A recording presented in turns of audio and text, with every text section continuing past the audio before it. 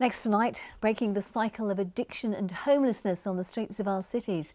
Last night, you might remember, we saw how outreach workers found rising numbers of people sleeping rough last year.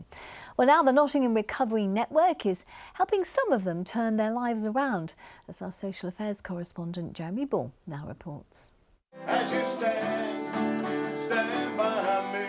Music therapy at the Nottingham Wellbeing Hub. It's all about tackling the demons of addiction. There's a wide range of support here for people at their lowest ebb.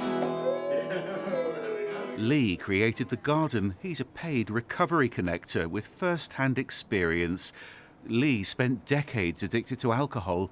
That got him into serious trouble. When I got released from prison, I was effectively street homeless. That was a massive shock. You can't live a normal life on the streets. You will fall into some sort of alcohol or drug abuse. They want your curtains drawn on your own, hating the world until you're dead, and you just go into self-pity. It hurts when you see people suffering, man. And Lee's not the only one. 130 men and women are currently being supported by the Rough Sleepers drug and alcohol treatment team here. Paul's 35 years old. I split up with my partner. I ended up street homeless for 12 months. When I was on the streets, I ended up with pneumonia. The nurses woke me up and they wouldn't leave me alone till basically I went up to the hospital. How much have they helped you here? If I didn't get the help that I got here, I'd probably be dead or I'd be in prison. I've been in here and I've screamed my head off and they've known how to deal with me, you know what I mean? They're using all sorts of techniques to help people change their lives. Everything from acupuncture to addiction treatments and debt and housing advice, all under one roof. Most of the stuff you've seen today really is about building people up again. So there's a lot around people's confidence, competence, purpose is really important for people, and it starts getting a routine back in, which is a way. There's a bit about people learning optimism for themselves and what they think that they can achieve, and I think that's the bit that this does really well. Now Paul's optimistic enough to want to go into rehab. He can do that because they've helped him off the streets and into supported housing.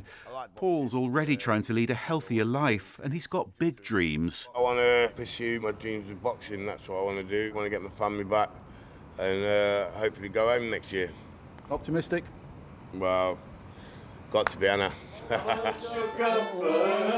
might be in a bad place, but I've empathy for them. There's not a better job in the world than being able to help somebody. Yeah. Jeremy, I'm done, man, because I'm going to start crying. Well, that was Lee Harold there. Jeremy's here in the studio.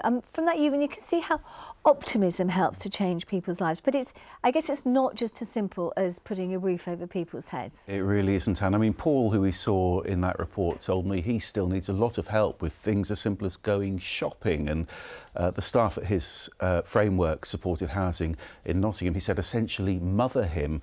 And there has been some concern about more unscrupulous supported housing providers effectively cashing in on people who are very vulnerable. So, these placements can really vary and they're certainly not a silver bullet. No.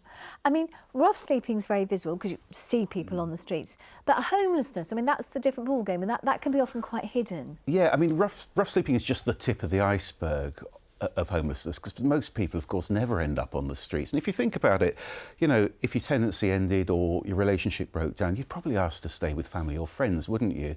A lot of other people are in hotels or bed and breakfast, and that is costing our councils a huge amount of money at the moment.